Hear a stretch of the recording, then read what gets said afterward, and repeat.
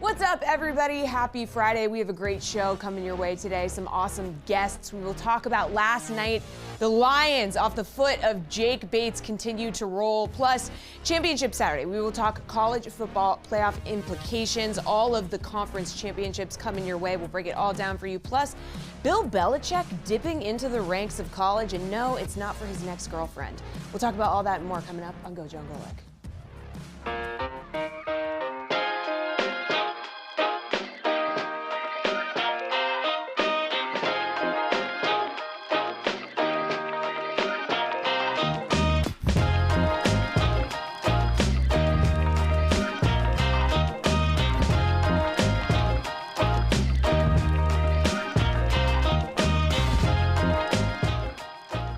What's up, everybody? Welcome to GoJo and Golic. Mike Golic Jr., Mike Golic Sr., and Jesse Cofield here. We got a great show for everybody. As always, we're presented by Campbell's Chunky, the soup that eats like a meal. And we got a great show for you. Make sure you download, subscribe, rate, review us, leave us a 5-star rating, and check us out live Monday through Friday here on the DraftKings Network from 8 to 10 a.m. Eastern. Subscribe to our YouTube channel here. Jesse mentioned some fun guests coming down the hatch today. Jordan Brener from the Underdog is going to join us. Gary Danielson going to join us. Him and Brad Nessler on the call for the Big Ten Championship game this year. The first time the Big Ten Championship's been on CBS instead of Fox. Obviously, you're used to Brad and Gary at the helm for all the SEC games here, but we know the changing landscape of television and college football. So those guys have been on the Big Ten package for a lot of this year. Be very curious what that's like, Dad. I mean, you know, this is someone who's done the same thing for so much of your career. Change like that this late has got to be equal parts exciting, nerve-wracking, a bunch of stuff that goes into that. Oh, yeah, they're used to a certain brand of football with the SEC. Now they're going to the Big Ten, which is a different brand of football, though Oregon doesn't really fit into the type of brand of football that the Big Ten normally is. So they may be more used to that type of brand of football than Penn State's brand. Now that it is Penn State, I'm sure they were getting ready to prepare for Ohio State and Oregon, but had to do the switcheroo and now go with Penn State. But always looking forward to talking to Gary. Been around college for so long, just like we talked to the coaches who have coached for so long into the transition of what college is now. Gary's the same way. Yeah, I think what you just brought up there, the perfect encapsulation of the changing landscape of college football is the Big Ten Championship game, where you've got newcomer Oregon getting ready to take on old guard Penn State in the Big Ten Championship, called by the booth that we most associate with the SEC. It all is just a very interesting blend that we've got in 2024. I mean, think of it. Every championship has a newcomer in it, right? The ACC has SMU in it, which was Group of 5 last year.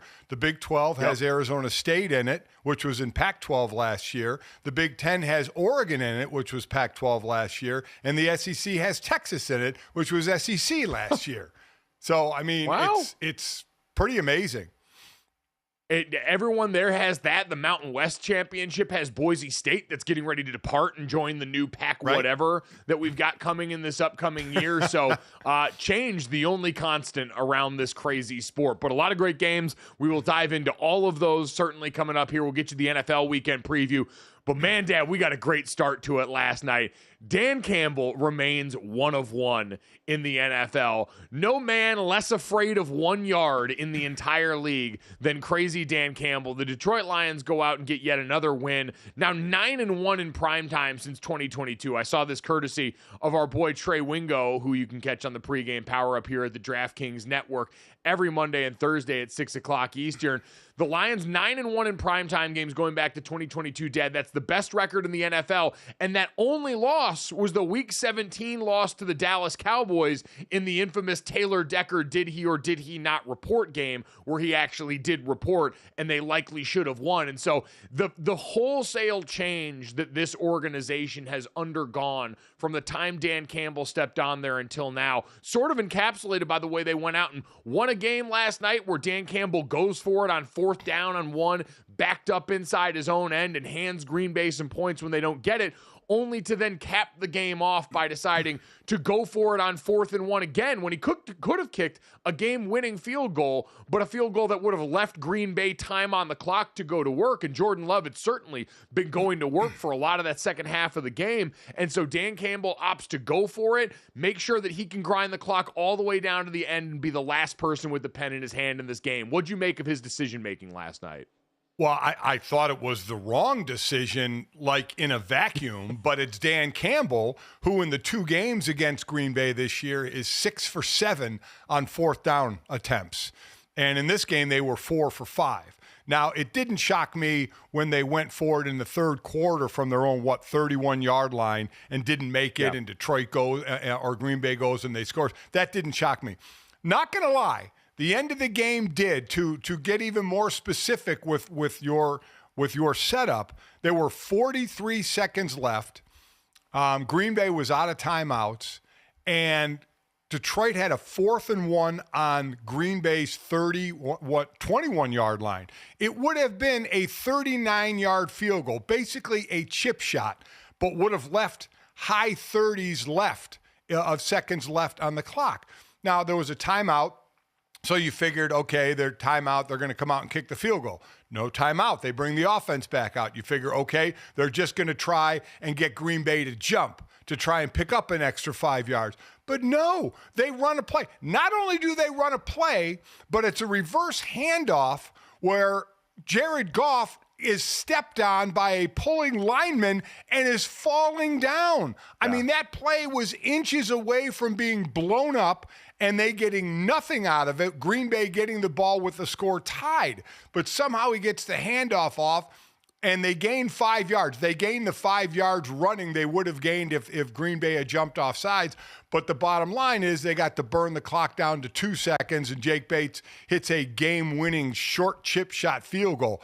I even for Dan, Mike, that one surprised me with the because they were stuffed on an earlier 4th and 1. As I said, they were 4 or 5. They were stuffed on a 4th and 1 in their own territory. So there was a chance that could have happened again. So not going to lie, taking the lead and leaving a team 36 seconds left, or potentially not making a 4th and 1 and having the score still tied.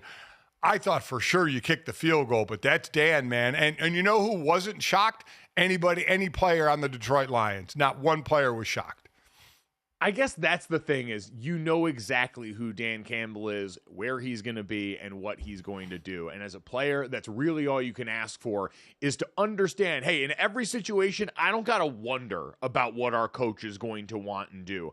I am prepared for this because this is who we are. This is who we've been. He's not going to change up on you here. He's going to try and erase it. I thought they were going to come out and maybe try and get them to jump off sides on 4th down. Yep. See if they could convince them with all of the past history of them going for it on 4th down that, hey, we're going to hard count the hell out of this thing.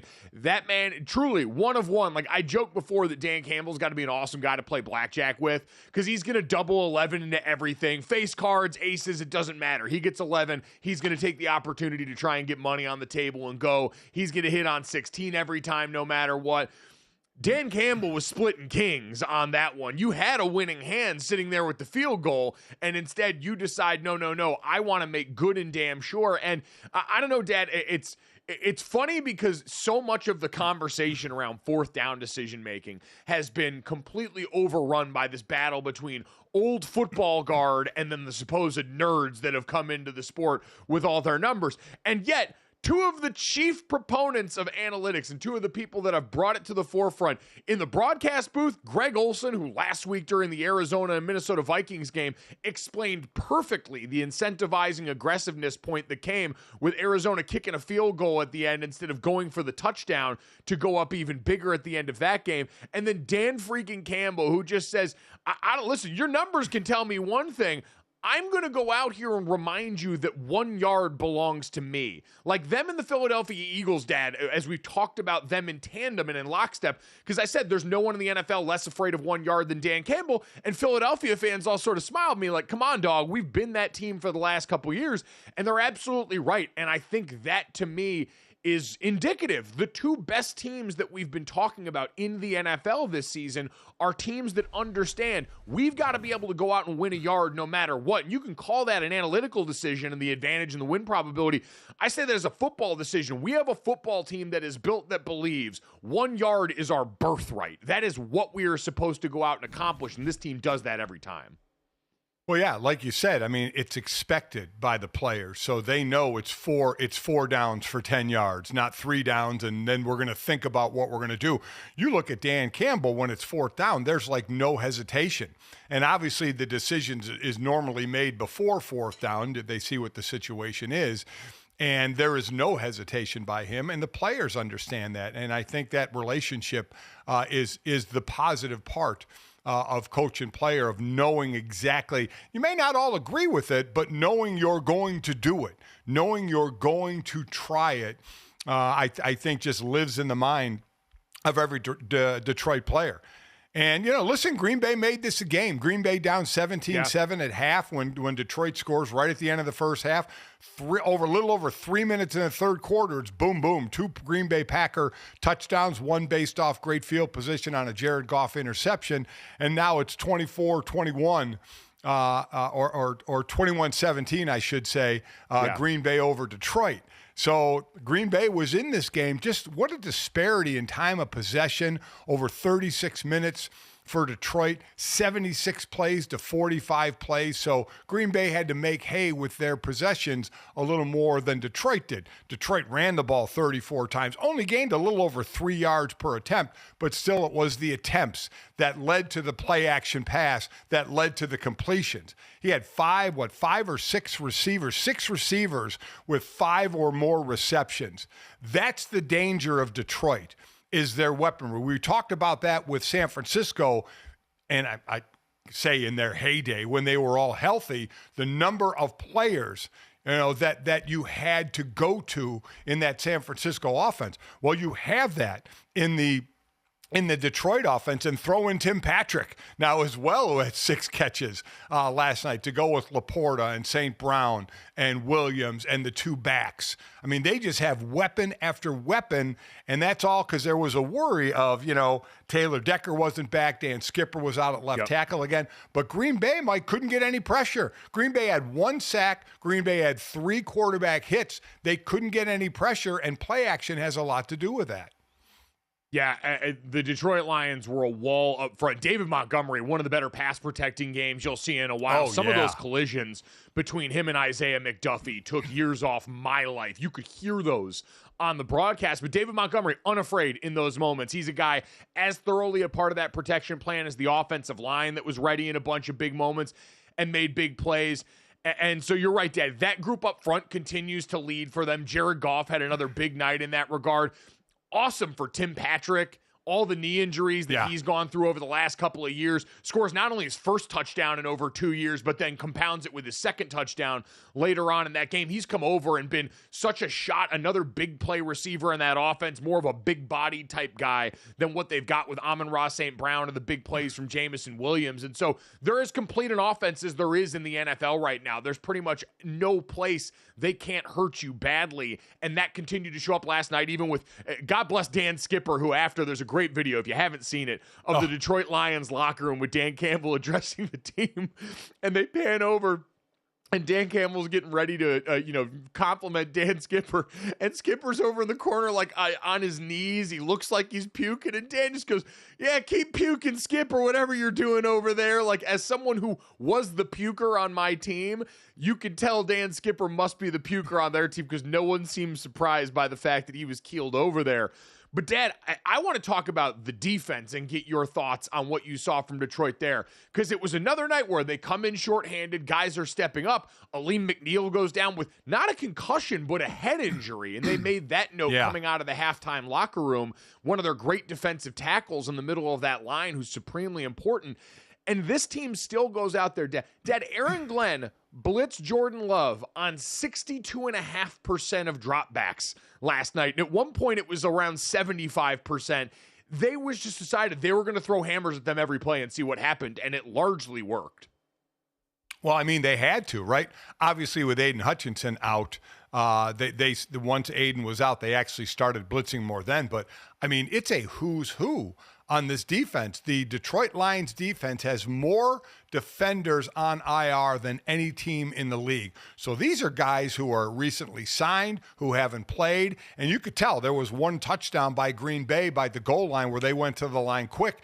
And Detroit was so confused with where they were going to line up because the pace picked up. And that was, I'm sure, because of new guys out there trying to find their spot. And Green Bay got basically an easy touchdown for it. So it is impressive what they're doing with the players they're doing it with. And now these players will get to settle in a little more, but there's a lot of new defenders out there. And that's the one thing you worry about in NFL with a roster when you go through being a mass unit is depth.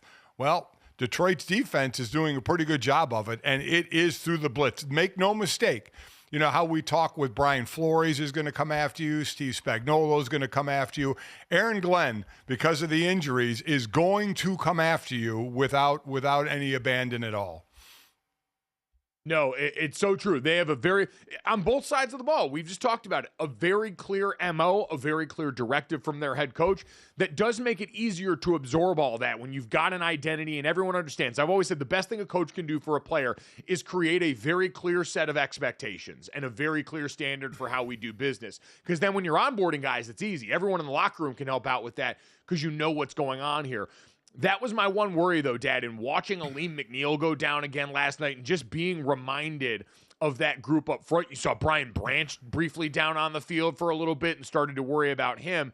Is I wondered if this year's Detroit Lions defensive line would end up becoming the 2022-2021 Chiefs offensive line that ended up costing them the Super Bowl when they got to an opponent in Tampa Bay that could hit on that. They had been good all year, but just too injured when they finally got to there. And when you're dealing with a team like Philadelphia in the NFC, and then certainly, Buffalo, Baltimore, Kansas City in the AFC, all of whom could be problems up front if you don't have the guys to hunt on that back end. That's the one thing that worries me coming off this game for them. And for Green Bay, Dad, you talked about it. They made this a big game. The offensive line, I thought, did, with all that pressure, actually protect pretty well for most of the night. Jordan Love made some real, dog throws in the second half of that game, resetting his feet, ripping the ball downfield in tight windows. You saw the special stuff from him and from Josh Jacobs, and that team is certainly, you see why they're one of the teams very few people are going to want to play come postseason time. They look good.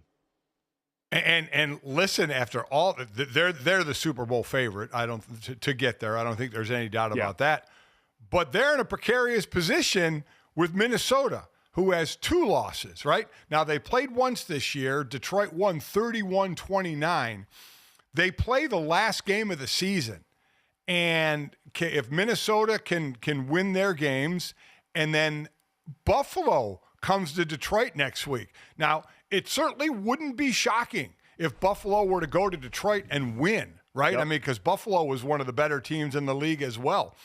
So if I'm just laying it out there just for, just for the sake of the potential of a switch.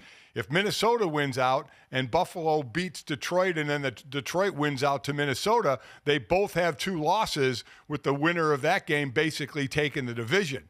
As much as we say Detroit is ahead and the favorite, they're 1 loss from being even with Minnesota, and they play the last week of the season. Well, certainly the division, and also coming with that too. We know with Detroit, the 1 seed, as much as going outside and winning a Green Bay earlier this year made it look great for some people, the idea of keeping Jared Goff in this offense inside a dome all the way through the conference championship is something I'm sure that'd be pretty appealing there. So that was a great start to our football weekend. Coming up next, we'll get you the full-blown Golic Acrostic preview for the rest of the NFL weekend. Coming up next on GoJo and Golic.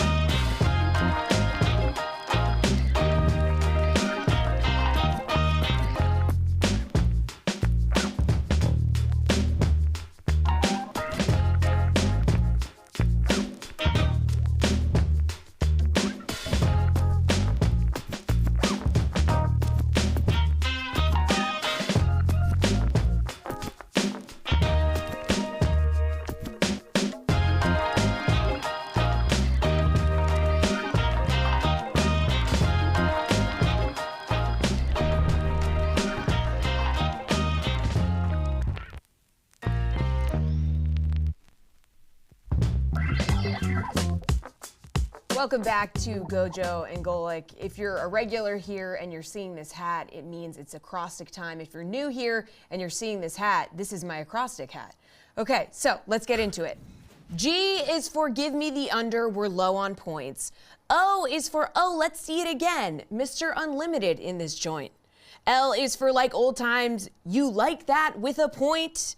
I is for I need to see more Pat Mahomes with The Rock. That one's kind of out of place. C is for cooking with oil. Will the Bills stay hot? It's week 14, time for the Golics to give their shot. Let's go. We have snaps. It was great. We love it. Thank you, back, Yates. Folks. Back like he never left. Jesse, for a while, that was like you were reading a Christmas story for a little bit. I felt very holiday spirit-ish. I did too. Maybe because it's December. I don't know. Maybe we should get a Grinch hat or like a Santa hat or something for me to read next week. We'll look into that.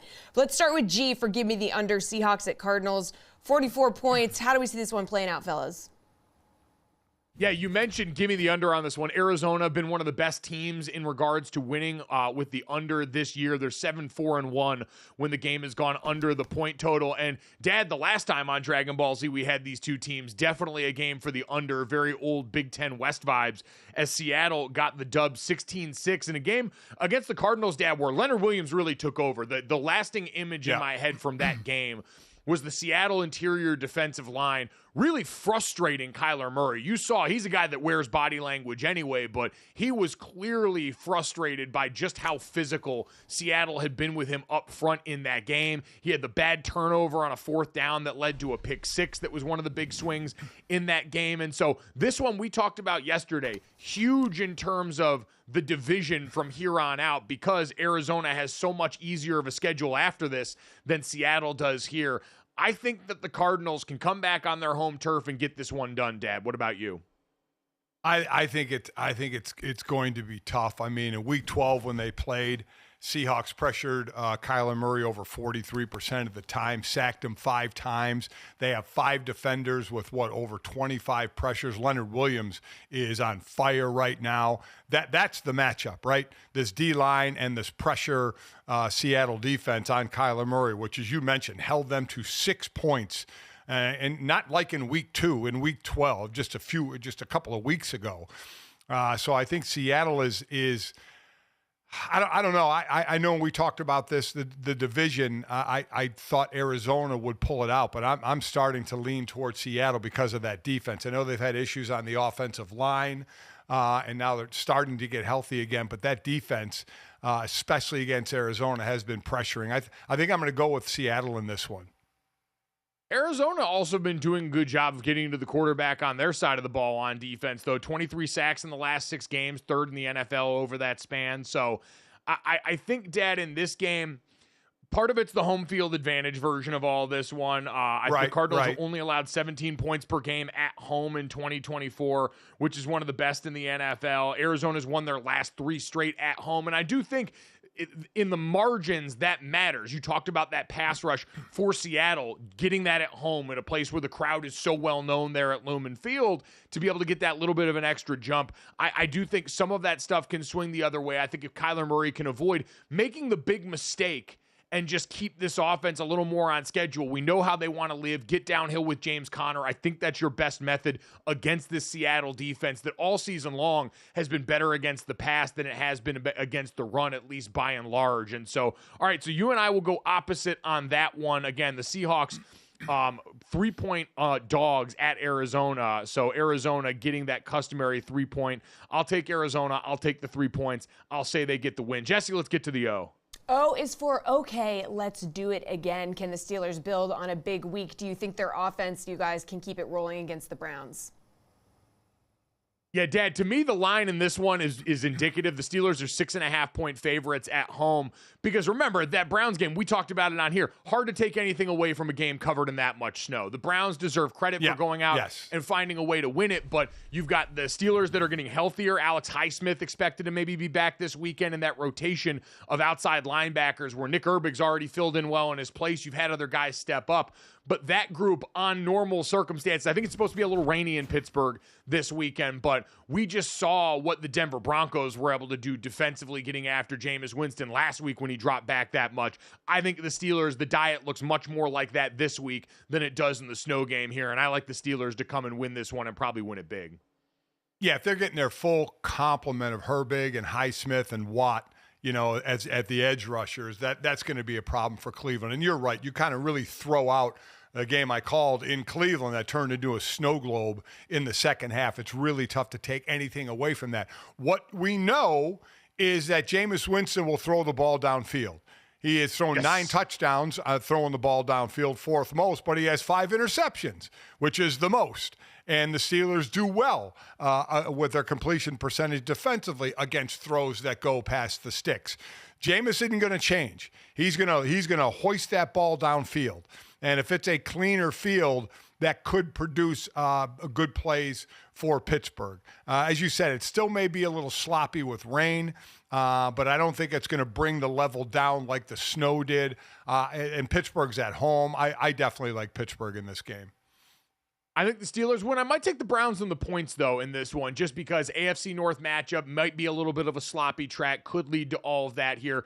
Great one here. The Browns have lost their last 20 regular season games in Pittsburgh, so certainly bad history on their side there, and we'll see. This would be a nice checkup from the neck up for George Pickens, who got called out by his coach and a bunch of people on his team for needing to be more mature in certain situations. Remember, it was him and Greg Newsome last time these two teams played, got into it a little bit. Pickens called him a fake tough guy, and so all of that as the undercard for a fight between two teams in division that should make this really entertaining this weekend. All right, Jesse, what do we got with the L? Yeah, L is for like old times. How will Kirk Cousins fare in his return to Minnesota?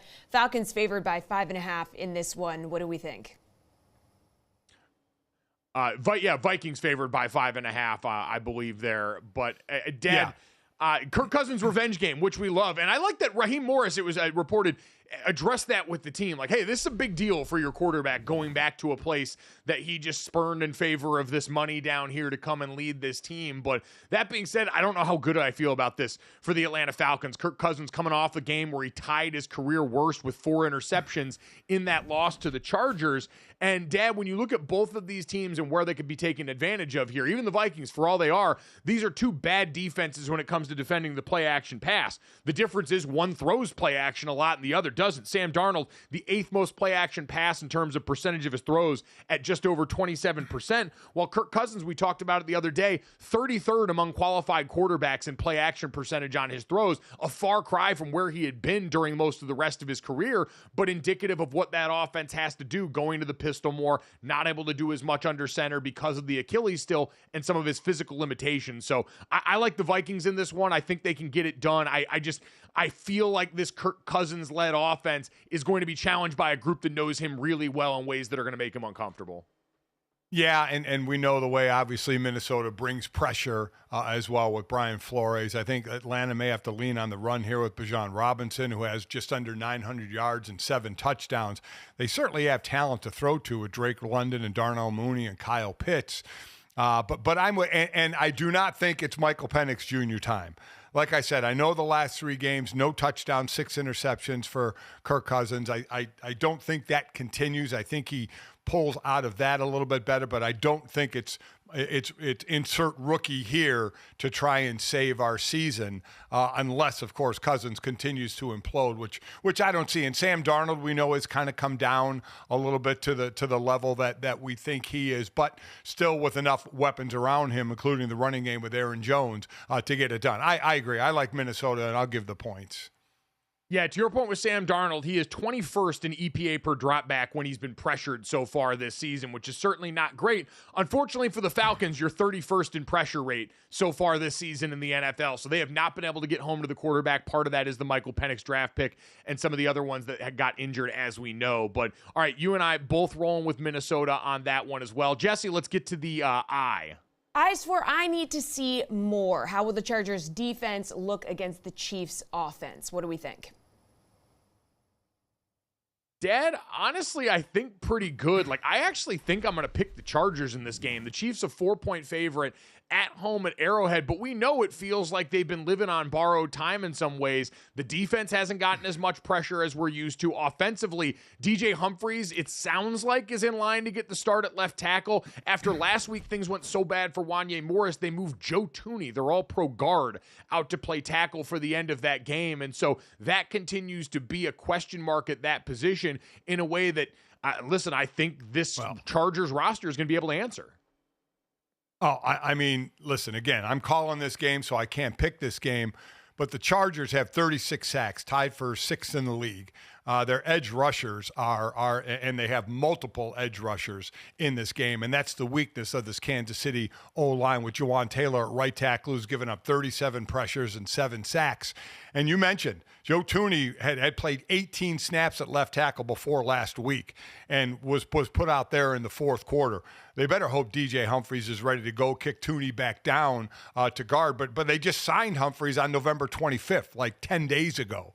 So we'll see what the expectation is for that. But certainly an advantage for the edge rushers for the Chargers. Now, Kansas City does have Pacheco back. That helps. And the Chargers have lost J.K. Dobbins. That hurts. J.K. Dobbins has averaged, about 4.8 per carry. The rest of the backs average in a little over 3 yards per carry. So no Dobbins in this game. That hurts the running attack because, as we know, the Chargers have basically lost all their offensive firepower. But Ladd McConkey, the rookie, we keep talking about him in the slot on in routes, one of the best in the league, not just rookie-wise, but one of the best in the league on those in routes from the slot. So that's their danger spot on offense. But I think this Charger defense against a basically lowest stats for Patrick Mahomes since he has been a starter in Kansas City.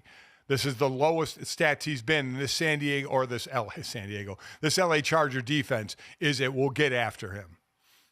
And I think Ladd McConkey, who's been dealing with a knee and a shoulder, and there's questions about his availability, if he can go, I think that's the difference. This Chiefs secondary has been a lot more vulnerable, like we've talked about. So I like the Chargers in this game if Ladd McConkey goes out there and can play. Denzel Perryman and Cam Hart also back on defense. It looks like practicing for the Chargers, which is huge. They've been out since that Cincinnati game, so big ones there. Jesse, let's finish it off with a big one and see. What do we got? Just so you know, Ladd McConkey has been limited in practice. He's practicing. He's not so he is practicing and he's been limited, but he is practicing. Okay, got it. Limited but practicing. Jesse, let's go limited but moving on to C. Okay, C is for cooking with oil. So will we see more James Cook and Josh Allen scores when the Bills face the Rams? Yeah, Dad, the expectation would be yes. This Rams defensive front that we've talked about, the youth up there, one of the best pressure units in the NFL, but also one of the worst run defense units in the NFL. And so the diet seems pretty simple for Buffalo, who I've said all year, the banner for this team is the Buffalo Bills. They make football simple. We will win rushing 4. We will win handing the ball off and using our battering ram quarterback at times. Lather, rinse, repeat. And I think that's the easy path to victory for them this year. Not saying it will be easy because we know what this Rams offense can be, but the Bills 3.5-point favorites on the road against the Los Angeles Rams. I mean, we know what this Rams offense can be, but it hasn't been that as of late, and they've had their guys back, right? I mean, it's somewhat been amazing to me that this hasn't been this high-flying offense with Kyren Williams, with Puka, with Cooper, that has been muted a bit. And you're right, they're getting run on, so their opponents are able to control the clock. I do like the Bills in this. The Bills, you're right. They are, see run, do run, battering ram quarterback. You're right on all that. It's a very basic team, but a great basic team, and they get the job done. And I think they will against the Rams. Extraordinary depth there, too. Obviously, Josh Allen's a huge part of that, but we've seen in that backfield, James Cook, Ty Johnson, Ray Davis all make appearances throughout the season behind an offensive line that's become one of the league's best over the last couple of seasons. They've paved the ways for some really impressive stuff. And so, again, I think both of us like Buffalo in this matchup for the Rams. Unfortunately, just has not come together for them in the season the way we thought it would after that Thursday nighter where all of a sudden you got Puka Nacua and Cooper Kupp back in that same week and things looked like they were clicking. All right, from the pros to college. Coming up next, we'll look ahead at a busy conference championship weekend that gets started tonight next on GoJo and Golic.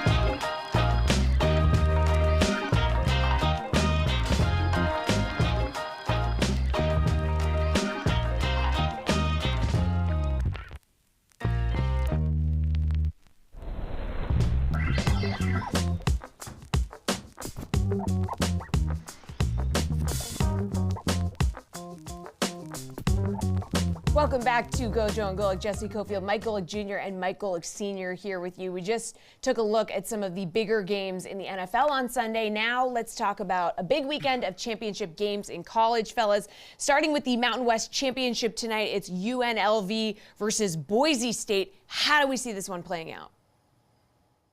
Well, and this is going to be a fun one. Rematch of a regular season game where UNLV's defense has been advertised, held Ashton Jeanty to one of his lowest outputs of the season, under 4 yards a carry, only 128 yards, which, Christ, is that indicative of the kind of season that Ashton Jeanty's had, where that game was considered a disappointment. But, Dad, this time at Boise, they get to host the Mountain West Championship game as the higher seed, and they do it with that college football playoff bid on the line. I know there's some people that said, hey, you know, I think Gloria Navarez, the Mountain West commissioner, said even if Boise loses with their resume, they should still be in. They're not going to be in. This is going to be a one-bid conference. But the winner of this one, no doubt going to be the Group of Five's representative in the CFP, since UNLV's sitting there at 20 right now. Dad, I like Boise State in the rematch. It's going to be a colder game here. Both these teams run-based. Haj Malik Williams, since he took over for UNLV, been part of that sort of go-go spread rushing attack for them. But for Ashton Jeanty and company, it's just so much easier because it's hand the ball off to the hammer so he can go hit nails. And as the temperature goes down, that becomes more and more viable. Yeah, Williams, Haj Malik Williams, the dual threat quarterback. So much so, I forgot the name of the kid who left UNLV I don't even remember his name and don't know what he's doing now. But Williams has been a heck of a dual threat. It's a fourth leading rushing team in the country at 254 yards a game. They outrushed Boise State in their meeting at the end of October, which was Boise won 29-24. UNLV had a 24-23 lead going into the fourth quarter. There was only one score in the fourth quarter. You know me, I love looking at the defense. Boise, second in the country with 45 sacks. So when UNLV has to pass, Boise can certainly get the pressure on Williams in that sense. But I look for Genty, like you said, weather going down, Genty just getting carry after carry. Though a pretty formidable opponent in UNLV. While I think it would be surprising, it wouldn't be overly shocking if UNLV pulled it off, considering it was a one-score game when they played at the end of October. And you're right. There's one team getting in. It's Boise State or UNLV, because it's UNLV is ranked higher than the next two teams we're going to talk about in Army and Tulane. If UNLV wins, they're going to be in. Yep, I'd agree with you there. And so I do think it's important. There is a team outside of Ashton Genty here. You mentioned that defensive line living in opposing backfields. The offensive line for Boise State, a really strong group. Maddox Madsen, who won the job out of camp in a way that surprised some people, can make plays when called upon. So I think all of that together combines with Boise State on their way out of the Mountain West doing something they have never done, won back-to-back Mountain West championships, which is somewhat surprising considering the history of that program. So never done that. Going to try and pull that off now. So, all right, you and I both like Boise State in this one. Again, that was one of the games coming up tonight, as is our next one, Jesse. Right. What do we got down the pipe here? Yeah, Tulane at number 24, Army. Will Army claim the AAC championship in its first season in the conference? So, yeah, as Dad brought up before, every conference championship, by and large, dealing with newcomers in one of the seats. Coming in their year one and making a big statement here. Dad, Tulane 5-point favorites against Army in this matchup, and I like Tulane in this one. They were one of the teams, by the way, had a 17-game regular season AAC win streak that came to an end against Memphis last week, so I think people might have been a little bit down on them coming off it, but Tulane was starting to get chatter of would they be able to maybe jump into the mix with a team like Boise late in the season because of how they've been looking and become a college football playoff hopeful for the group of five. If someone like the Big 12 really slipped up, would it open the door for two group of five teams to get in there? That obviously waved bye-bye after that loss to Memphis. But, Dad, I still think this team, enough firepower both in the run and pass game to make things happen in this one. Mekhi Hughes has been awesome, the nation's 12th leading rusher. And so I like Tulane in this game. What about you? Yeah, I think I like him as well, just because of the versatility. And you think, well, Army, they hold on to the ball. Obviously, with Bryson Daly as 25, the quarterback, 25 touchdowns, that they'll just control the clock. Well, Army is first in the country in time of possession, but Tulane is fourth. They're tied for fourth. So they can hold on to the ball as well, and they have a passing threat as well. So if they can hold on to the ball, shorten the possessions for Army, like Army tries to shorten possessions for their opponent, it's going to make it difficult for Army. So I agree. I like Tulane as well.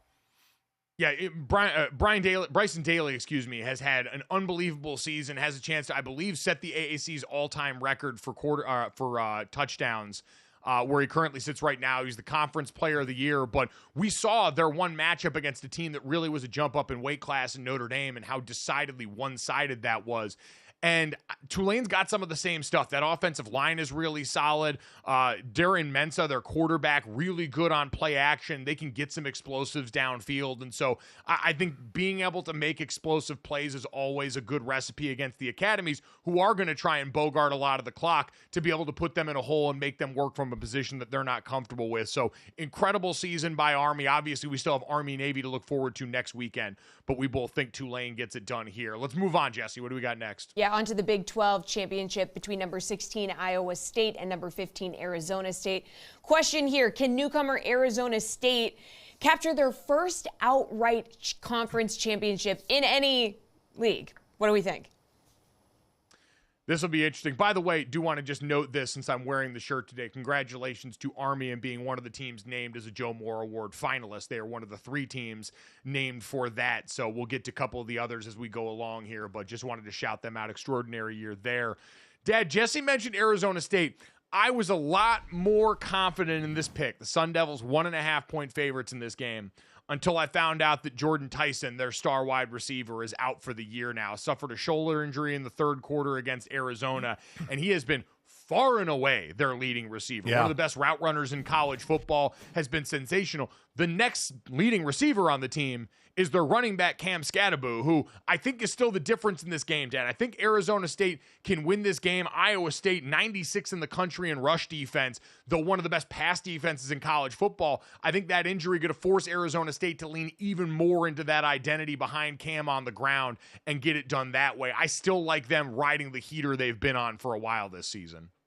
Yeah, the load gets heavier for the shoulders of Scatterbo, that's for sure, with Tyson being out. But I like Arizona State, too. I like the run they're on. Scatterbo, by the way, is the only FBS player with over 1,000 yards rushing and 400 yards receiving. So, again, as you mentioned, he's the second leading receiver. They're going to lean on him to run the ball. You mentioned Iowa State's given up 173 yards a game on the ground. So it's a way for Arizona State to control the ball, short passing game, running game, control the clock, control the possessions, win the game.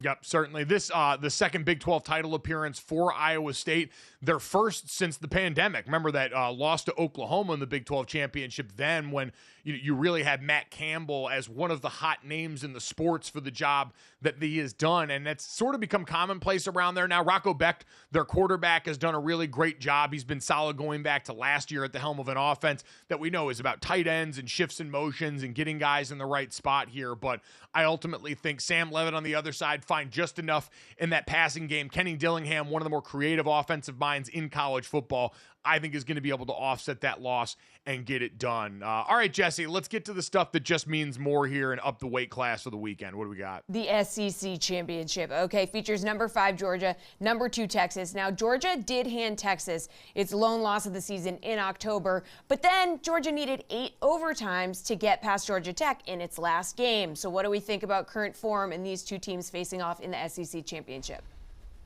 Well, I mean, listen, Georgia had, a 23-0 halftime lead. It was kind of the flip of Alabama and Georgia when they played. When Alabama had the big halftime lead and Georgia came back. Texas didn't really come back, though they put up 15 in the third. But then Georgia iced it in the fourth quarter for the 30-15 win. Listen, this is on Carson Beck, right? Carson Beck went through the stretch of multiple interceptions. As of late, he's played excellent. He's played like the viewed quarterback at the next level that some analysts are putting him at. He's got 12 interceptions, but he hasn't had any as of late. The running game certainly is hurting a bit. It's not what it normally has been. But Carson Beck not throwing the interceptions, it would have me leaning toward them. But man, I don't know. Texas offense, Quinn Ewers, 24 touchdowns. He does have 7 interceptions, but you just think of Georgia and Georgia getting the job done and Georgia, being one of the top teams. It's tough to get it out of your head that they turn the ball over. The running game isn't as good. The defense struggles at times. For me to not say I'm going to go with Georgia, I'm still not sure. I'm taking Georgia in the points in this game. Georgia's getting 3 in this game, and so I'm going to take those points from the Bulldogs here. And I think they can win it. Last time, obviously, the story was pressure. They got a lot of pressure on Quinn Ewers, was sacked 5 times in that last meeting. And in this game, Kelvin Banks, the star left tackle for Texas, questionable. He got banged up in that game against A&M. Trevor Gooseby played almost the entire game at left tackle and played pretty well. So I think that, but Georgia challenges you so much from the neck up as an offensive line with the defense and the pressure package they're going to throw at you there. And on the other side, Georgia offensively, Tate Ratledge was not available in that game against Texas, who's a phenomenal pass defense, one of the best pass defenses in college football. Jahdae Barron's one of the best defensive backs, a Thorpe Award finalist. But I think Tate Ratledge, since he's come back and when Georgia hasn't had to shuffle their offensive line in games, they've been pretty damn good and able to hold up and protect Carson Beck, who, to your point, Dad, 11 touchdowns and 1 interceptions in the 4 games since Florida. He has been much more dialed in. He's taken better care of the football, and I think it gives this team a really good chance to go out and win again. It would be interesting if Georgia wins, where Texas drops to. Do they drop to number 5, the top seed outside of the automatic bids? I guess depending on the loss, if they get handled like they did in the first matchup, maybe they would drop lower, but I wouldn't imagine they'd drop much further than that. No, I would agree. As was the unsexy sports talk answer for a lot of these games, the how of the game is going to matter a ton in that seeding with teams like Notre Dame sitting there in the wings, not playing this weekend. We'll get to the Big Ten championship preview with Gary coming up in the next hour here. But Jesse, let's finish this off with the Atlantic Coast. Yeah, the ACC championship, number 17 Clemson, number 8 SMU. Clemson needs a win to make the college football playoffs. Could they pull off the upset? Boy, Dad, this one has the most juice of the weekend. We know this is sort of the gatekeeper to those 3-loss SEC teams sitting on the edge of the college football playoff. 3-loss Alabama wondering what time it is with this group here. SMU has been the more consistent team all season long. Clemson, coming off that loss to South Carolina in that final game, a 2-point dog in this one. But Dabo Swinney, Clemson in his record-setting 10th appearance in the ACC championship, and he's 8-1 in the previous 9 with the only loss coming to Georgia Tech back in 2009. Dad, I think this is just a team too familiar with the stage. I'll be curious to see SMU dealing with the physical uptick that comes with playing a team like Clemson on defense here, who was able to harass South Carolina. It's just that, what you saw from Lenora Sellers was him Houdiniing his way out of what would be sacks for 99% of college football. I worry about that a little bit with SMU. I actually like Clemson to win in this game. I think the last time we saw SMU play a great defense was Duke, and they turned them over a bunch and made that game a living hell, and I'm worried Clemson can do more of the same, even though I think this SMU team is very talented. I agree, but I agree with you. I'm going to go with Clemson as well. The defense is going to be tough. And Cape Klubnik, 29 touchdowns. I mean, he has turned it on offensively. That was the worry, and that was a true concern early in the season. But he has come on strong, and he's played well this year when they've needed him to. So I actually like Clemson to win the game as well, which would give them an automatic bid. Miami's going to get knocked out. Miami is going to get knocked out at the 12 slot. It's just a matter of if Clemson does win, if it's a close loss, SMU sitting at 8, they would probably stay in the playoffs. That's going to be the real question that comes off this. And I think if SMU loses, to me, it still depends on the how. I think if they lose a close game here and it looks good, they would and should stay in. But if you get blown out and get beat by double digits in this game, all of a sudden that looming specter of Alabama comes closer and closer in the rearview mirror, and I think you would be at real high risk of winding up on the wrong side of that and outside of the college football playoff. We will get to the Big Ten championship coming up in the next hour here as Gary Danielson joins us, going to be on the call for that next on GoJo and Golic.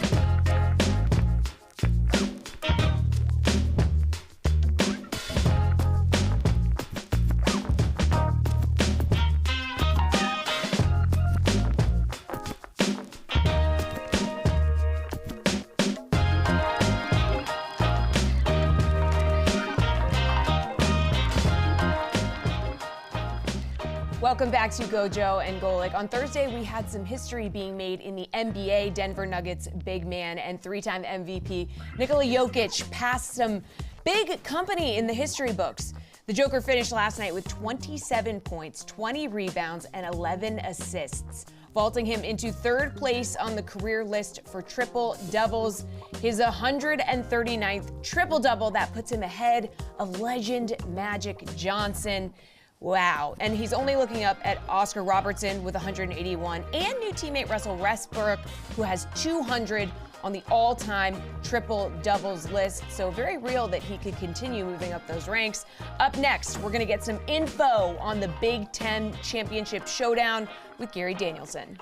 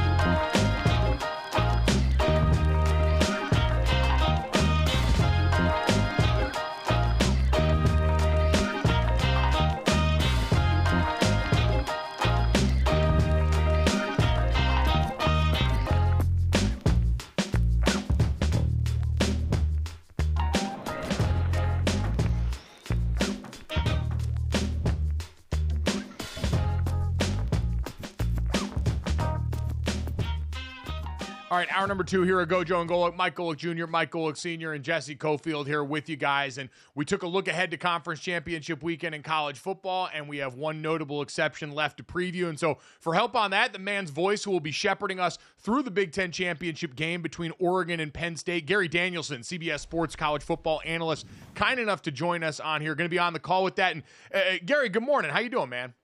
I'm doing great. Can't really looking forward to, doing this Big Ten championship. I've, Mike, you've done broadcasting. I've done about every big game there is to do in college football, but this is one of the last ones I haven't done. Obviously, I've been in the SEC for a lot of years, but now to get to do this one, it's a lot of fun. Were you kind of casually preparing for Oregon and Ohio State before kind of the shocking Michigan upset of Ohio State? Yeah, I would think so. We pretty much had flipped highlights. I was sending them a few plays I wanted to feature, like the week before. You always kind of work ahead a little bit. But no, listen, Mike, I really think this is the best matchup for the Big Ten. I mean, the Buckeyes obviously are going to be in the playoffs and they'll get to prove what they want to prove. Okay. But I think for the Big Ten, for all those years, talking interviews all around the country that I do, one of the criticisms of the Big Ten was, yeah, but they're top heavy. It's Ohio State or Michigan, and then there's others. Penn State half the time. Once in a while, Wisconsin. Iowa a little bit. But I think this is really good. That we're going to see two teams, not Michigan, not Ohio State. They've already proved they can beat everybody in the country. But now we get two others. I think this is the best long-term scenario for the Big Ten. No doubt. And for Penn State, who's been always the bridesmaid, never really the bride when it's come to some of these big games. Gary, I've heard a lot of people bring up this week, how much of that do you think is potentially mental, especially with a team like Ohio State where they've fallen short so much? And could that be something that maybe frees them a little more in a game against an opponent they've got less familiarity with? Yeah, I think you're right. I mean, all athletes, we train hard, we compete hard, we depend on our teammates.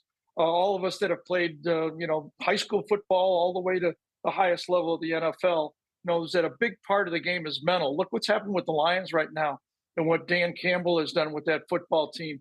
They just believe that they're going to find a way to win.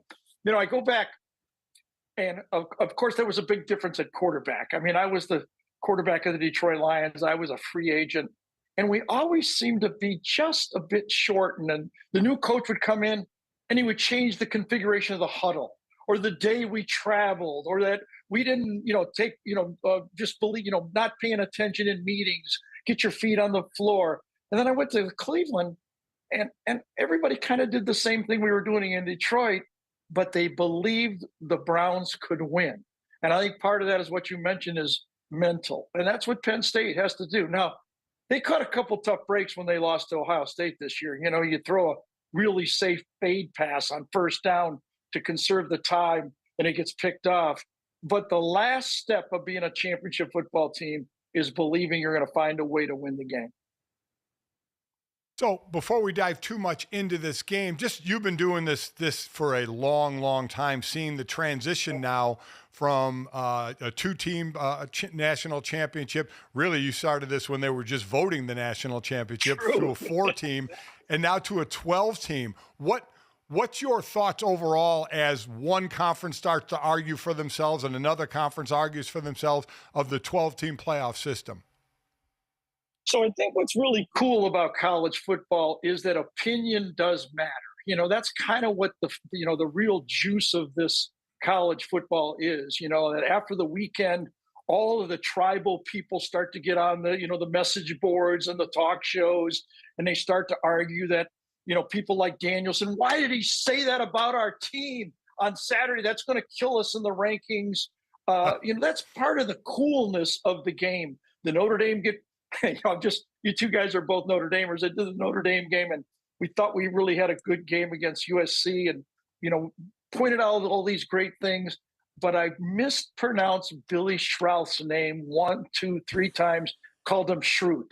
That's all they wanted to talk about was that one thing. Yeah.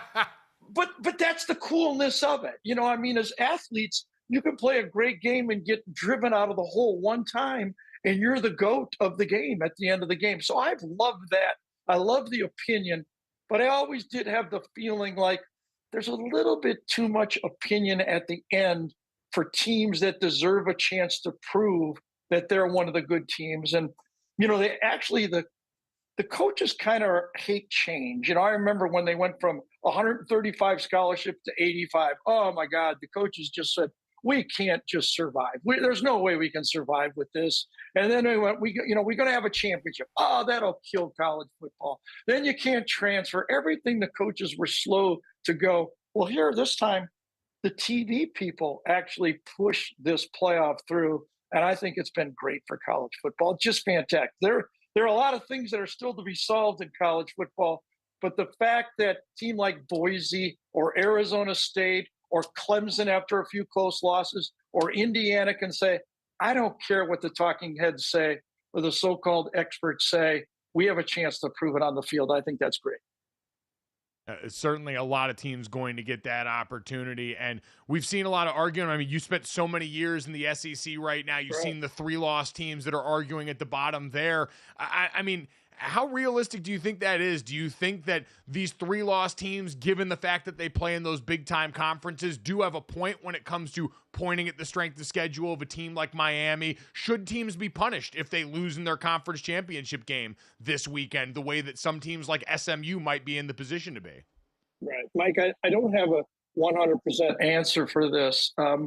Everybody has their subjective opinion of what matters the most. And all the people on the committee, they're high character people and they're trying to do the right thing. But it's so hard to split hairs at the end of the season. I do think it matters that when you're playing at the highest level in these conferences, I mean, look at the NFL. Wild card teams like the New York Giants have won the Super Bowl, the national, the championship. So, yes, when you're playing great competition every week and you're playing those tough games, you're not going to win them all. And it doesn't mean you're not a good football team. And then you try to decide, whether a 2-loss team and that it's tough. But at least we're doing it between team number 12, 13, and 14 instead of team number 4 and 5. And I think that's a big difference. And while Oregon is the only undefeated team, it's not like there aren't a number of teams, at least I would ask you, who could win this thing. Oregon had a 1-point win against Ohio State. They were down 13-6 going in the fourth quarter to Wisconsin before they pulled out that win 16-13. So it doesn't seem like while they're undefeated, that there is this runaway dominant team in college football. I mean, that's the story of sports and why we love it so much, right? I can just go back so many times. My time with the Browns where, Bobby, your brother was on that team. We had the Broncos 98 yards to go and, Elway drives them the whole way. I played in games where, one play made the difference in the Lions making it. It was a Hail Mary by the Vikings, kept us out of the playoffs with the Lions. I mean, it's kind of sports. We just did it with Notre Dame last week. I mean, Christian Gray's getting picked on. He's having a tough game. All of a sudden, they throw a back shoulder fade. The receiver kind of trips. Gray catches it with one hand. A tight game turns it around for a win for the Irish. I love that stuff. I mean, you can say what you want, but you're right. Dylan Gabriel, a 4th down pass against Wisconsin, or they might lose that game. That Wisconsin had them going. Penn State against USC. Drew Aller, 2 4th-down plays in the last drive where they don't get to overtime. So these teams that are right on the edge, it could go the other way. But, that's why we work all off season. And that's why, after the game, you sit there and all that stuff will go on. And then the reporter will stick a mic into your face and go, what happened on that play, Gary, when you threw that interception? So you got to be ready to answer that question afterwards. All right, well, if we're talking about the questions that'll be asked afterwards, let's get to the game and figure out what's going to happen before. No shortage of storylines in this one, Gary. Oregon, in their first year in the Big Ten, finds their way to the conference championship. Dylan Gabriel, the conference player of the year, but you've got Abdul Carter on the other side. Drew Aller's been great at times this year. What are you most intrigued by in this matchup that you think can swing the balance of the game? Yeah, so number one, I think, is who can take advantage of their pressure point. It always comes down to this, in my opinion, in these games. There's one guy that the other team has to kind of corral, and it can break down your defense if you can't slow them down. Obviously, Penn State will create the pressure point with 2 guys, Tyler Warren at tight end and Abdul Carter on defense. And how the offense or the defense has to adjust to those guys will create opportunities on the field for other players. So that's where I would start. For Oregon, I think it's their speed. Their overall speed is something that Penn State's going to have to match. Now, Penn State doesn't have a lot of, guys that can't play high-level football. This is a really good, deep football team, but they're going to have to match a veteran quarterback that started, 62 football games, and elite talent all around them. So they're going to have to match that speed on the edges, and if they do a good job. And then after that, I think it comes down to that offensive line. I was thinking about this, that we always measure the effect on a quarterback. And I think, Belichick and Saban kind of started this, that there's 2 ways to rush the passer. There's affecting the quarterback, and then there's sacking the quarterback. I think there's a big difference. I think the sack produces a lot of, the team really gets down, the defense gets motivated. I think it produces a lot of difference in the game. I read somewhere that if you have a sack on a drive, there's less than a 7% chance that you will score on that drive during the game. So I think it's more than just affecting the quarterback. I think whichever team, and both of them are good at, can get 3, 4, or 5 sacks, and that's the game. That's those offensive linemen. That's that center not sliding the right way. That's a blitz that Tom Allen or Tosh Lapoy will invent that the other team can adjust and throw those quarterbacks off balance. I think that'll be the story of the game. Which team can really affect the quarterback and knock him down in this game?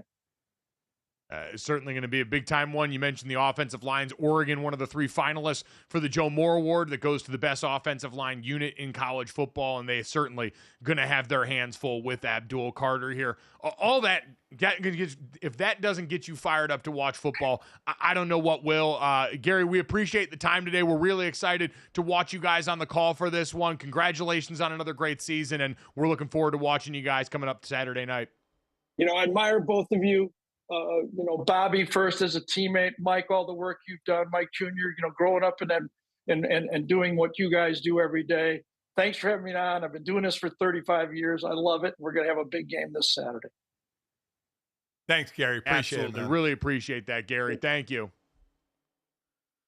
All right, Dad, with that in mind, now that we've gotten all this great information from Gary to help us out with the game, it's time for us to make the pick on this one. It's time for Cash It or Trash It, presented by DraftKings. Stay tuned because you're going to hear all about DraftKings and all it has to offer throughout the show. DraftKings, the crown is yours. Gambling problem? Call 1-800-GAMBLER. Age and eligibility restrictions apply. Void where prohibited. See DraftKings.com for details. Dad, Oregon, 3.5-point favorites in this game, their first showing in the Big Ten Championship. And I tend to like Oregon and the points, Dad. I just mentioned their offensive line, Joe Moore Award finalists, I think up to the task of that Penn State defensive front and able to hurt them on the outside with Tez Johnson and Evan Stewart and the speed that they've got on that perimeter. This is to me falls on the Penn State defense to keep this game close. I like Oregon, and I'll give the points as well. Penn State's chance is obviously to keep this close because they get down a couple of scores. They just can't score quickly, not at the pace Oregon can. So if they get down a couple of scores, I think Penn State is in real trouble. So that's up to the defense, led by Abdul Carter, to try and, as Gary said, I didn't know that stat. A sack on a series, you have basically less than a 7% chance to score. Well, that's pressure on Abdul Carter and those rushers to try and sack Dylan Gabriel. But I think Oregon's offense is going to be a little too powerful. I like Oregon, and I'll give the points. Pressure on the other side, too, on Drew Aller and Andy Kotelnicki at the helm for that Penn State offense. This Oregon defense, 8th in the country with 39 sacks on the year. He mentioned Tosh Lupoy. Dan Lanning obviously cut his teeth on the defensive side of the ball. So lots to digest there. Coming up next, let's take a look at a menu of underdogs this weekend and see who's got the best chance of pulling off the upset. Next on GoJo and Golic.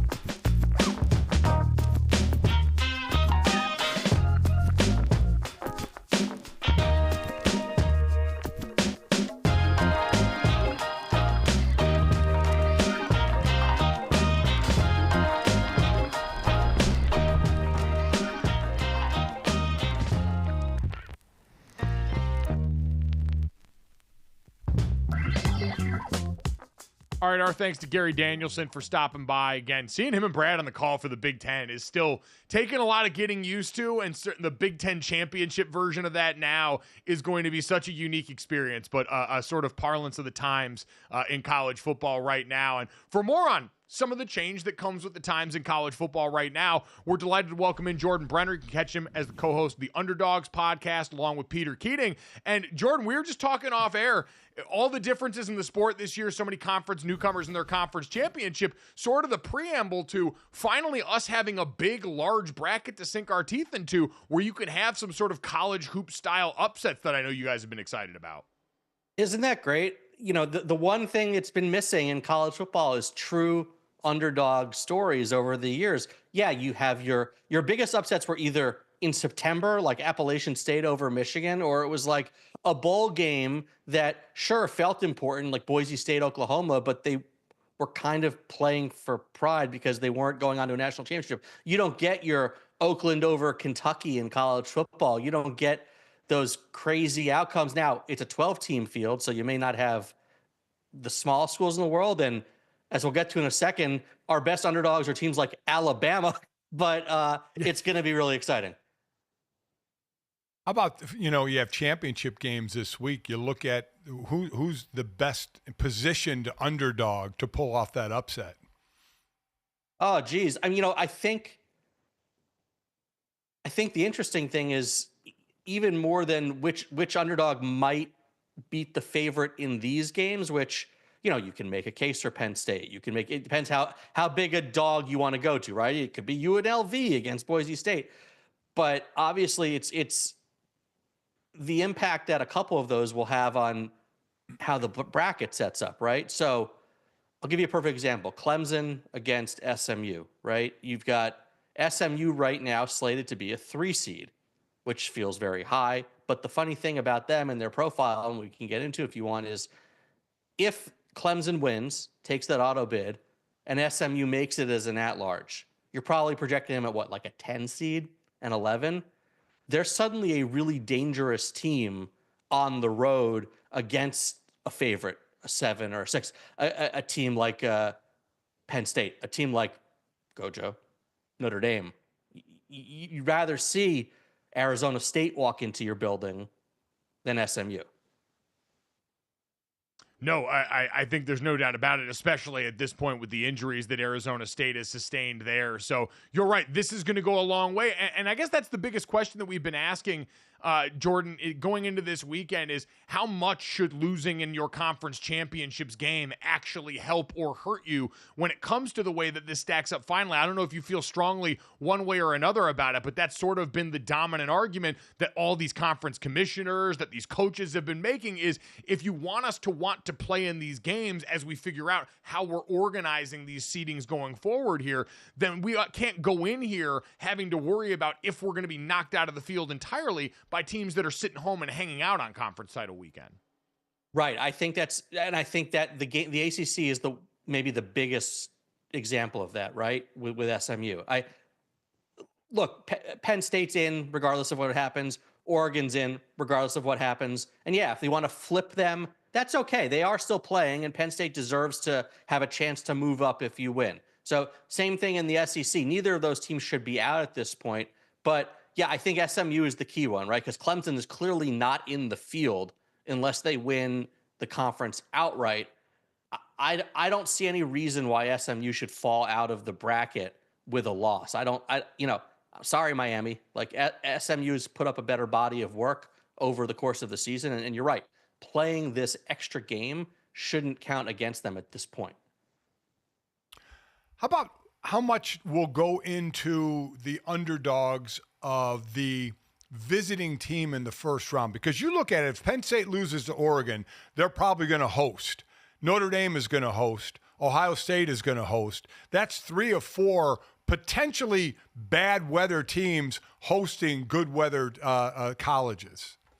Mike, that is such a great point and isn't being talked about enough. And it introduces a different dynamic into this than, say, the NCAA tournament or other neutral field competitions, right? So you could have a couple teams who are maybe not separated by that big an area in terms of quality, but if you're coming into the Horseshoe or wherever you pick your crazy environment on on an evening game and it's cold or whatever, that's a big advantage. It's absolutely like, and it's one of the things we're actually going to look to track over the years, because it's not like we have data on this to say, okay, home field in a college football playoff game is worth 4 points, right? It's going to be really fun to watch. What we can do, though, is look at lessons we've learned from underdogs across sports who do really well. And there's 3 key things that most of them have in common. One, a lot of them are just underrated.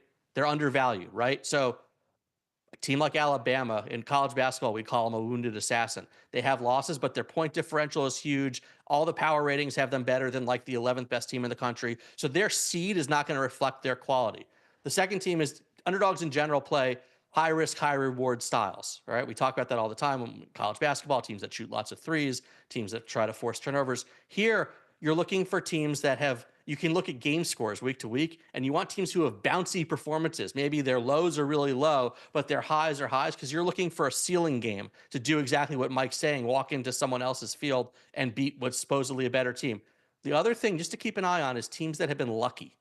Luck regresses to the mean over time. So if you have 2 teams who are basically the 11 and the 10 seed, and one has had really fortunate things happen and bounce their way, and the other has lost 2 really close games where they dominated the yardage and they didn't recover their own fumbles and yada, yada, yada, you want the team that's been unlucky, because that's covering up some of their quality because things have just bounced the wrong way. So through that lens, we can start to look at teams that are especially dangerous. Is that also go doubly in a year where, and I feel like this is something that we've discussed, is when you've got, to have an underdog story, to have an upset like you've talked about from the NCAA tournament, you need a Goliath in addition to the David. And it feels like this year in college football, the Goliaths may be even more flawed than we've seen in the past. Does that go a long way in creating an environment where this is possible? Yeah, I think it is, except here's the problem. There are a couple of Davids who are also being forced into this tournament who really aren't top 12 teams, right? Like whoever comes out of the Big 12, I'm sorry, they're not going to be much of a threat to, even if you think of Penn State or Notre Dame or whomever's in that 5 slot as not your typical Goliath, those are not your typical Davids. They're not they just don't have a lot of any of the things we just talked about. They don't have them going for them. Boise State too, to be honest, first of all, it looks like they're not even going to get to play a game as a David. So they are certainly a vulnerable Goliath against almost anyone. But again, like there's just not a lot of, and some of the best teams who would have like very dangerous slingshots aren't going to make it. I'm looking at you, Ole Miss, and I'm looking at you, South Carolina. Those teams have clearly shown that they can beat anyone on a given day, and they're not going to make the field, which kind of sucks. Clemson, if Clemson were to pull off the win against SMU, not only would they be in it, but they would be in position to get a bye, though they probably wouldn't, would they? Because the Big 12 would probably be ahead of them. Either way, Clemson coming out from not in the top 12 at 17 to the top 12, would they be considered a David or a Goliath just because of their experience in big games? Well, if they're sitting there as an 11 or 12 seed, they're a David in this. We could be looking at the 2 biggest Davids in this thing are Alabama and Clemson, which is the craziest thing. It was like a few years ago when Kentucky was the 8 seed and Wichita State was the 1, and then Kentucky was the underdog. Like, up is down, down is up. I want to go back to something you sort of passed over real quick, though. Do we think that the Big 12 champ will get that bye over Clemson, even though they're currently ranked ahead of them? If they're what is Arizona State's 15, Iowa State 16, Clemson 17, but with a quality win over SMU, let me throw it back. Do you think Clemson could vault those teams? I think the committee kind of would want to, no? Yes. Oh, I think they would beat the number 8 team. Yep. Yeah, I think pretty handily Clemson would jump over them given where SMU is ranked. That's why last weekend we talked about the second to last ranking and how the deck got stacked. SMU moving up even incrementally there, all huge for the ACC style points they're going to come out of this one. So yeah, I do think that they would probably jump over them and then probably get to that situation where they've got a bye, and Dabo doing it in a space in the ACC championship that's basically a second home for them certainly makes you feel good about that if you're a Clemson fan.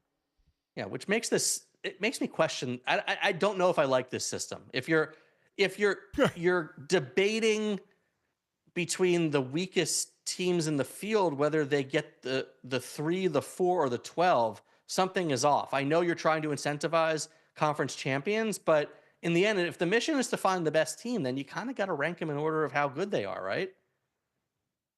I would agree. We said the other day, the solution to so much of the consternation about do the conference championship game losers get docked too many points in a game that shouldn't be used against them, and who gets into all this would be solved if you just did away with conference championships. If you said the team that was number 1 in the conference at the end of the year, they can get your bye, they can go up top, and then we will assess the rest of the teams based off the same body of work, not that 13th data point that a bunch of these teams are going to get to lord over or potentially be harmed by, the way that we saw, 2022 USC, TCU from years ago, all of that. So I'm with you. I think that coming off this season, we've seen enough complaining from important people involved in this process that I wonder how much longer it's going to last in its current form. We know that deal is up after next year to where they can start to tinker and make some changes, and we've seen 14 teams on the table. We've seen more bids for each of these leagues on the table. So lots of questions up in the air, but lots of information to gather, and thankfully, Jordan and Peter are going to do just that as we launch into this new world of college football that mimics a lot of what we've seen across other sports. Jordan, always appreciate the time and the info, man. A bunch of fun stuff here. Really appreciate it. Enjoy the weekend, and we'll talk to you soon, all right? Thanks. You guys are the best. Always fun. Thanks. And, Dad, I do think that is going to be the interesting thing to see how it is legislated going forward, because Jordan's absolutely right. It's such a strange dynamic in this. And I know we've explained it all the way along to people about how the bracket is different from the rankings and about how these teams are, but there's still going to be a bunch of casual college football fans that come into this at the end when the helmet stickers start to get better and we get to playoff games that are on, and they're going to be confused as hell why Boise State's hosting a home playoff game or why Clemson all of a sudden has a bye even though they haven't been that good all season long. And I do wonder, A, how well we're going to do continually communicating that, and B, how much of a tolerance the people that are coaching teams that they think are better than these squads that are sitting at home in the second week of December are and getting to watch these games. So I wonder, in bringing up the Clemson over SMU situation, do you think if Clemson beats SMU handily, they would be actually 3 and Boise would be 4? Because we got to figure the winner of Arizona State and Iowa State is going to be 12 as long as Boise wins. Do you think Clemson with a win over number 8 SMU would actually get the 3 slot over Boise State get the 4 slot? I think Boise State's been up there for too long. I think that would be too big of a swing for Clemson at this point. SMU, we know, ranked 2 spots above Boise State. Boise State's win against UNLV would be against the 20th team in the CFP rankings going into this weekend. I don't think, in my estimation, that would be enough to knock off a Boise State team that would be 12-1, have another ranked win on their resume. Obviously, that loss to number 1 ranked Oregon. So, no, I don't think that would be the case, and I don't think it should be the case. As strange as it is, and I know as much as it ticks people off, and Brett Yormark, the Big 12 commissioner, came out and said with Boise's strength of schedule, there's no way they should be ranked ahead of the Big 12 champion. That's been the kind of year. Oregon went out and set the tempo early in the out-of-conference, which, right, wrong, or indifferent, is a big part of how people start to digest this when the rankings come out. And so, no, I don't think Clemson would make that late charge there. What about you? No, I don't think so either. I agree. I think Boise State has been up there too much, unless it was a complete destruction of SMU and Boise State just slipped by UNLV. You could make the argument, though it'd be a 1-loss team being seated behind a 3-loss team. That would be interesting. But Clemson certainly has big game experience. They do, and it feels like every time I'm nervous picking this Clemson team, because every time we've gotten to that point, we're like, all right, maybe Clemson's finally putting it together. That's where the letdown game has come. We'll see if they can hold on. Coming up next, speaking of college, are we going to get ready to see Bill Belichick and some TikToks? Next on GoJo and Golic.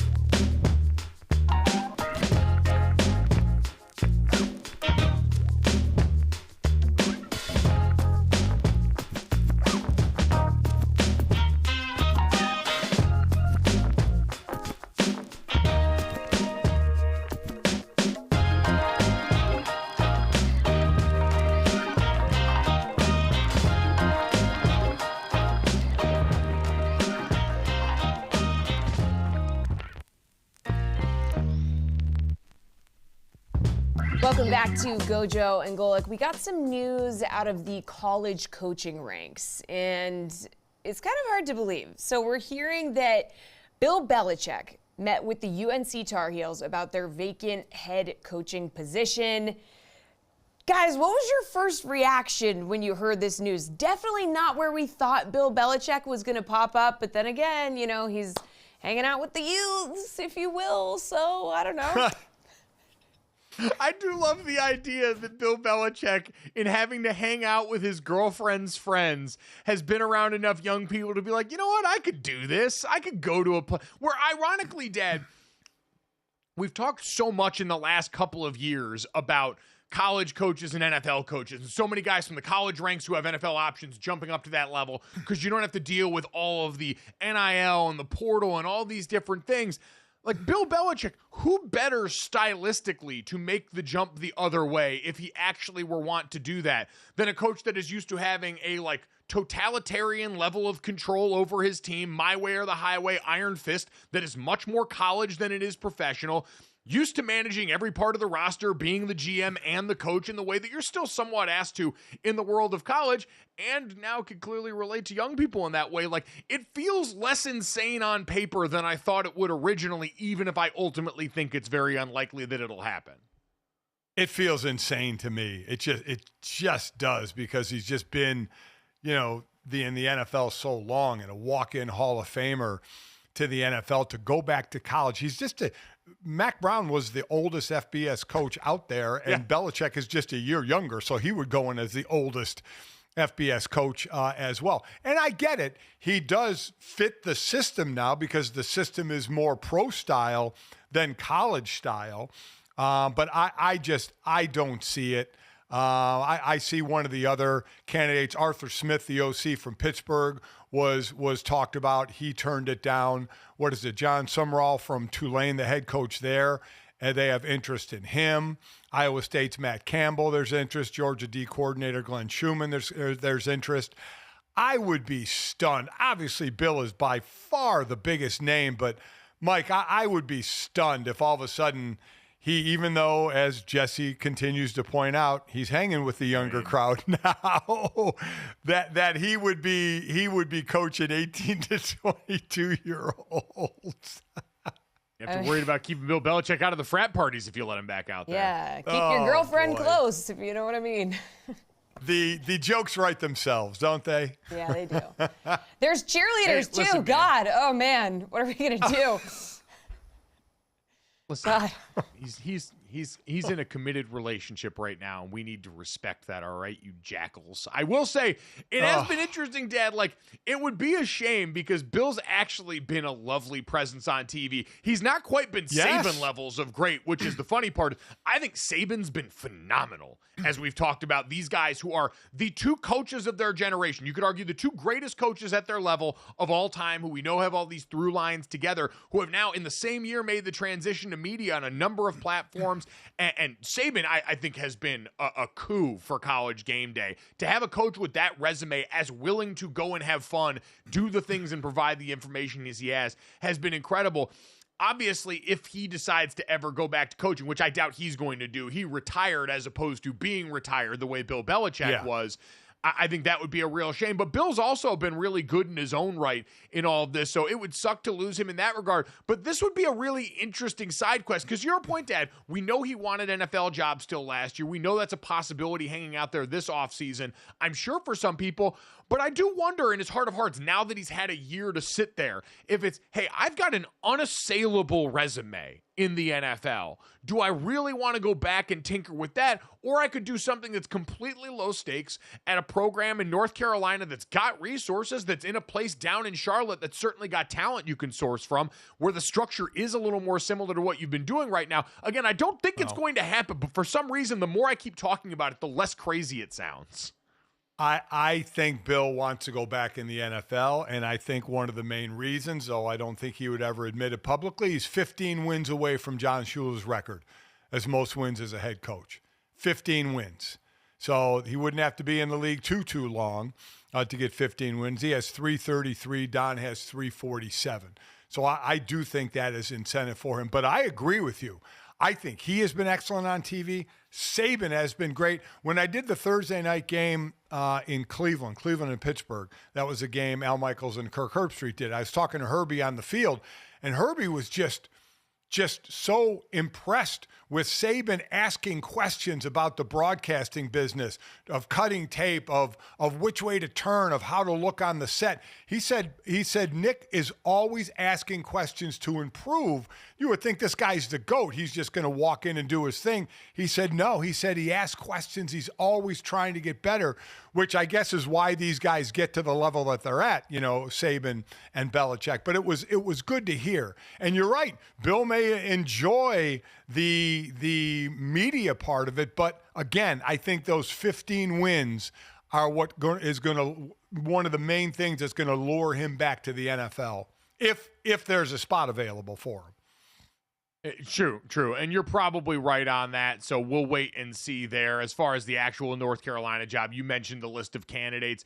Iowa State's Matt Campbell also included in that. Georgia defensive coordinator Glenn Schumann, as more people try and potentially poach from that tree. And so we'll wait and see on that. The other bit of interesting college football coaching news from yesterday, Dan, Eric Bieniemy, the offensive coordinator fired at UCLA, who obviously was the one-time Kansas City Chiefs offensive coordinator during a Super Bowl run there, and someone who had mystified so many people why he wasn't getting real, legitimate NFL head coaching looks. And I think those points are still valid given what we knew at the time, Dad, about his resume and what we saw from the outside as so many people campaigned for him there. But in the last couple of seasons, the tenure at Washington as the offensive coordinator there before that staff was ultimately fired, and then going back to a place in UCLA where he had coached before, now fired here as the Bruins were 126th in scoring in FBS football. They were 117th in total offense.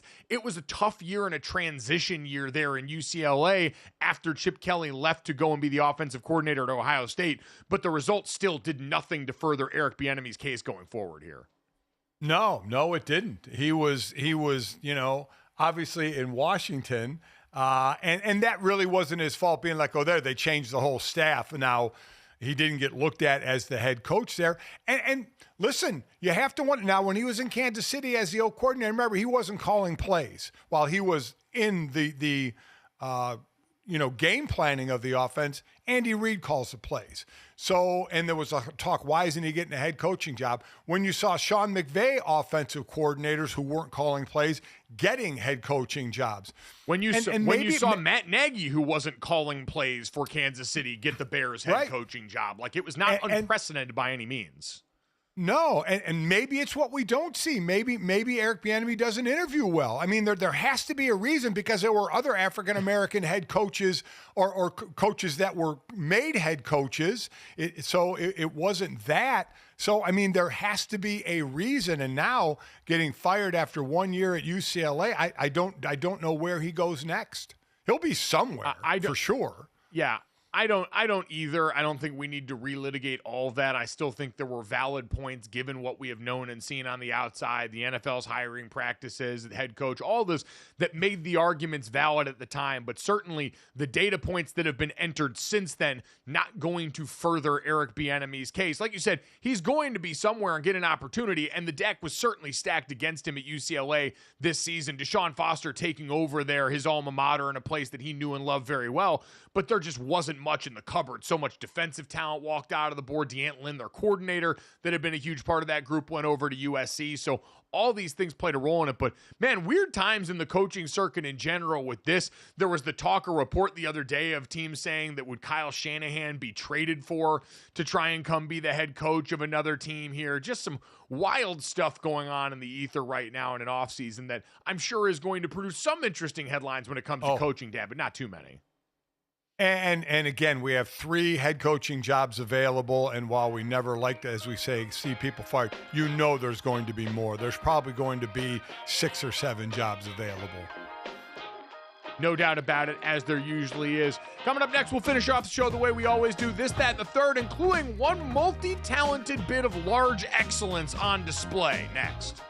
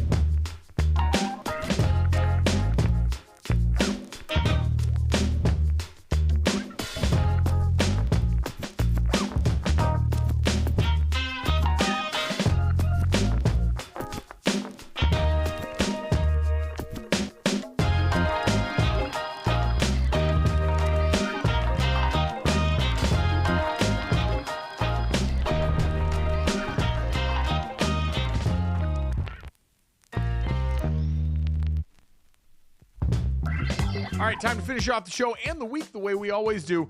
This, that, and the third. 3 quick stories to send you into the weekend. Make sure you download, subscribe, rate, and review the show. Leave us a 5-star rating and check us out live Monday through Friday right here, 8 to 10 a.m. Eastern on the DraftKings Network and our YouTube channel. Subscribe to GoJo and Golic on YouTube. Hit the bell so you know when we go live.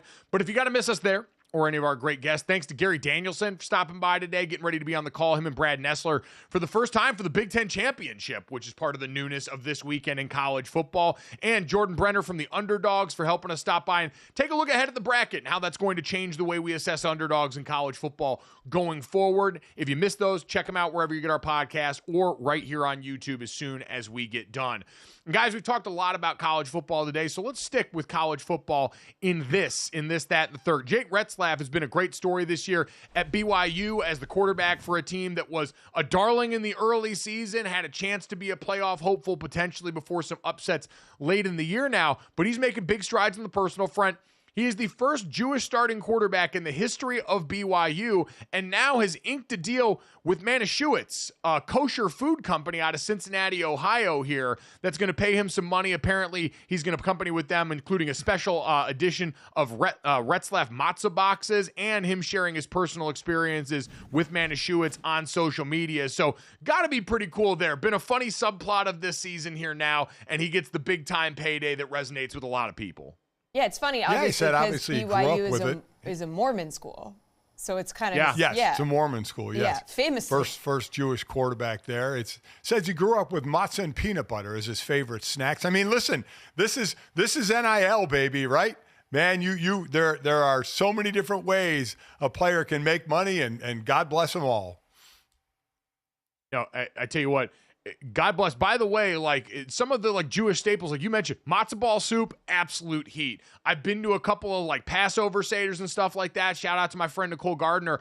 You can cook up storm with some of the recipes there. So Jake Retzlaff's got his window into free product in a brand of food that's incredibly delicious when done right. So big shout out to him though, man. Lean into it. He's had one of the best nicknames in college football throughout the entirety of this year, and now he gets the payday to go along with it. Jesse, now that we are firmly hungry, let's get to that. What do we got here? Okay, so McDonald's getting into the cryptic tweet game. So they tweeted snack wraps and then XX.XX.2025. So they're basically, previewing that snack wraps are coming back at some unspecified date in 2025. So I'm going to need you guys to explain to me what's the deal with snack wraps.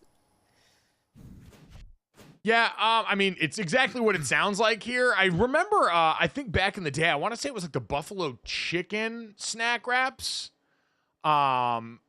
that was going on there. But this one, to me, Dad, not really as big of a staple. Like, I understand I'm the big alternative foods guy here. And for McDonald's, I was pretty tried and true with the classics. And so for this one, for me, not as big a deal, I will say, especially because it doesn't really border on absurdity. It's convenient. It certainly does things on the go that you'd like, but it's not some food Frankenstein, which is the thing that I'm really taken in by. It's like the every now and then thing, like the McRib at McDonald's, right? When you make a special announcement about the McRib coming back. I love the snack wraps. They can be, if you just want a little snack, you can get one. If you want obviously a meal, you can get 4, which I've done. I love the chicken and the honey mustard.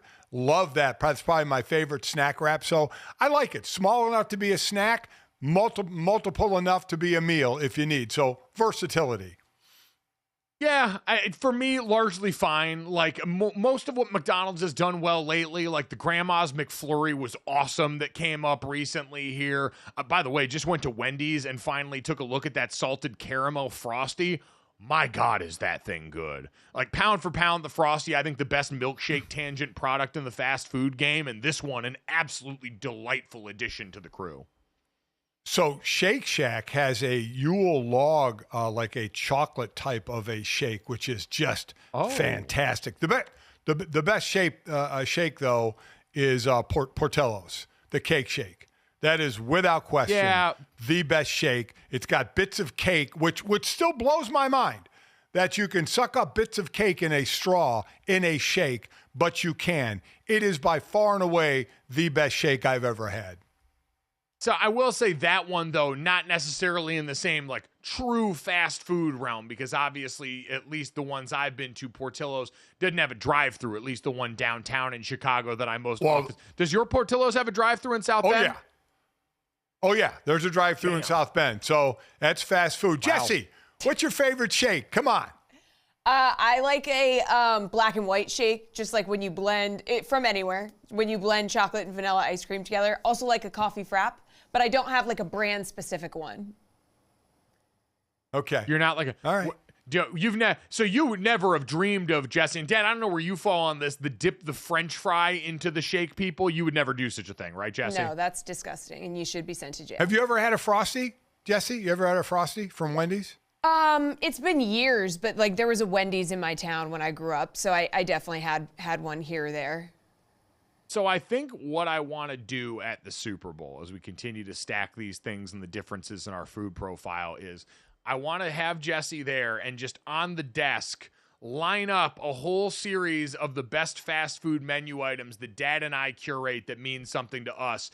And I need Jesse to sample all of those live on air and watch her soul slowly leave her body. Yeah, as long as we're close to the end of the show in case I need to use the bathroom, I'm fine with that. Oh, jeez. I mean, come on. It's going to disrupt the whole gut biome. Oh, yeah, no, Jesse, again, it is going to tear through you like a chalupa through a Victorian-era child, and we will make sure that the proper precautions are absolutely in place for you to feel safe. So, by the way, before we get on to the third here and our bit of large excellence for the show, go ahead and drink. I just received an update. Apologies to my friends in the Jewish community. It's Manischewitz is the way the brand is pronounced from this and our story about Jake Retzlaff. So I wanted to make sure I got that right. Thank you to my agent, Lou Oppenheim, for making sure I was up on game with that. That being said, Jesse. I was letting you handle that pronunciation. Yeah, none of us knew that one. So thank you. Yeah. Thank you. Yep. No, exactly. Trust me, I had a feeling, Dad. Let's get on to the third here and finish this off with one man revealing an incredible talent that plays for the Los Angeles Rams. Yeah, check this out. Kobe Turner was revealed to be goo. Check it out. Give it up for Kobe Turner!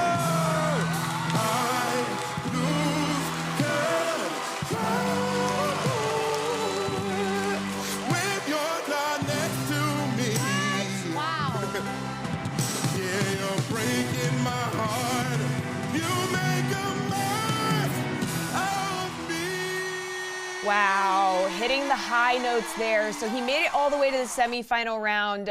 He was revealed to be goo, and he said this is like his true calling, singing, and we heard him hitting those high notes.